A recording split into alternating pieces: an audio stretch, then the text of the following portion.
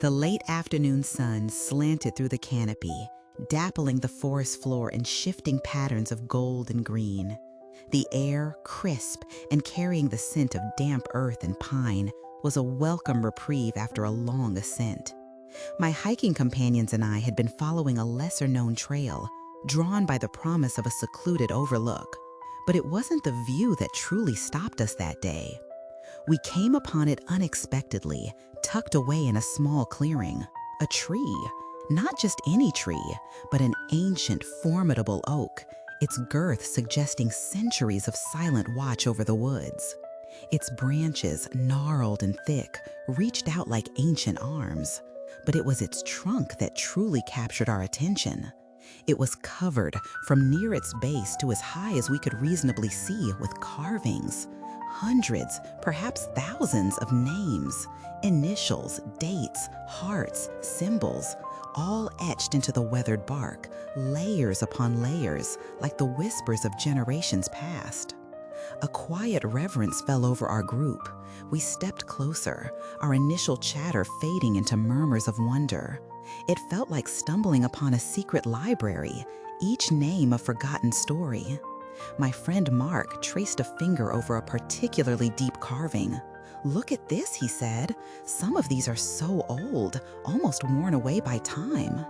Another friend, Liam, pointed to a more recent inscription, a neat set of initials with a fresh-looking date. I found myself drawn into the intricate tapestry of names. It was mesmerizing, a tangible record of human touch in the wild. I moved slowly, scanning the trunk, feeling a strange connection to all these unknown individuals who had stood exactly where I stood, leaving their mark. Some names were elegant, some crude. Some dates were precise, others just a year. Then my gaze snagged, not on an ancient etching or a recent declaration of love, but on something utterly disarming. It was carved with a careful hand, clear and distinct, nestled among several other names that were vaguely familiar, perhaps from local towns. And there it was, Sarah. My name. A strange jolt went through me. Of course, Sarah isn't a unique name, not by any stretch. But the way it was carved, the size, the slight curl on the S, it felt intimate. I leaned in closer, my heart beginning a faint, uneasy beat. Below my name, clearly etched, was a date, October 27th. My breath hitched. I pulled out my phone, not to take a picture, but to check the date. Today was October 26th. The world seemed to tilt just for a moment. My name, dated tomorrow. I must have made some small sound because Mark and Liam turned to look at me, their curiosity evident. "Everything okay, Sarah?" Liam asked, a note of concern in his voice. I just pointed, my finger trembling slightly. "Look," I managed, my voice a little thin. "My name and the date." They both peered closer, their expressions shifting from casual interest to bewilderment, then to an almost superstitious unease. "That's unsettling," Mark said, his voice softer than usual. Liam frowned, running a hand through his hair. "It has to be a coincidence. I mean, how many Sarahs are there?" Logically, they were right. It was a statistical probability. But the way it sat there, so undeniably my name, with tomorrow's date, felt far from coincidental. It felt deliberate, like a quiet, inexplicable message. We stood there for a long time, the afternoon sun now lower in the sky, casting longer shadows. The other names on the tree, once a charming curiosity, now seemed imbued with a strange, almost ominous significance. Who had carved this? Why? And what did it mean for me? It wasn't a warning, not exactly, but an unsettling premonition, a profound sense that something, however small, was destined to happen on that specific day, and this ancient tree knew about it. The rest of the hike felt different.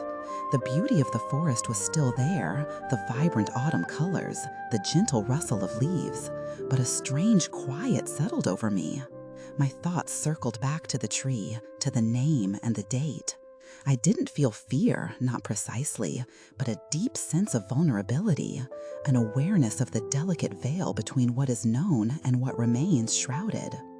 That evening, I found myself unusually contemplative. I didn't change any plans for the next day, didn't suddenly decide to stay home or avoid certain activities. But there was an underlying tension, a heightened awareness that every moment leading up to and during October 27th might hold a hidden meaning. I watched the clock as if anticipating a cue. When I finally drifted off to sleep, it was with the strange feeling of stepping into a story whose ending was already written, just not yet revealed to me. The sun rose on October 27th, a perfectly ordinary Tuesday.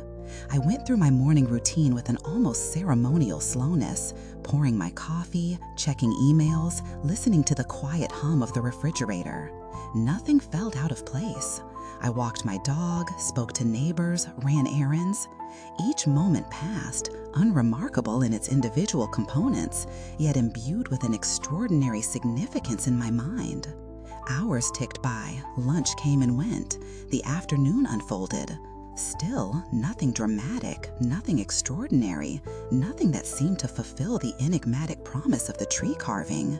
As the day began to fade, a profound sense of anticlimax settled over me. And then, slowly, something else began to surface: clarity. The tree hadn't predicted a catastrophe. It hadn't revealed a secret lottery win or a long-lost relative. It had simply invited me to notice the day. It had pulled me out of the autopilot of daily life and into a state of acute presence. Every ordinary moment, every mundane task, every casual interaction was viewed through the lens of heightened awareness, making it, in its own way, extraordinary. The tree hadn't known what would happen to me. It had known what I would do. I would pay attention. I would pay attention to October 27th, not as just another Tuesday, but as a date chosen, marked, and observed. It was a gentle, powerful reminder that every single day, every single moment is worthy of our full presence and appreciation. The mystery of the carving wasn't about a literal prediction, but about the profound impact of the unknown on our perception of the known. It taught me to look closer, to listen more intently, and to live with a quiet sense of wonder for the unfolding present. That tree, with its hundreds of names, reminded me that life's most profound lessons often arrive not in thunderous revelations, but in subtle whispers, in the quiet places, asking us simply to open our eyes to the extraordinary within the ordinary. I wonder, what unexpected mysteries have you stumbled upon that shifted your perspective? Or what ordinary day suddenly became profound for you? Share your thoughts in the comments below. And if you enjoyed this story, please consider subscribing for more tales of wonder and reflection. Thank you for listening.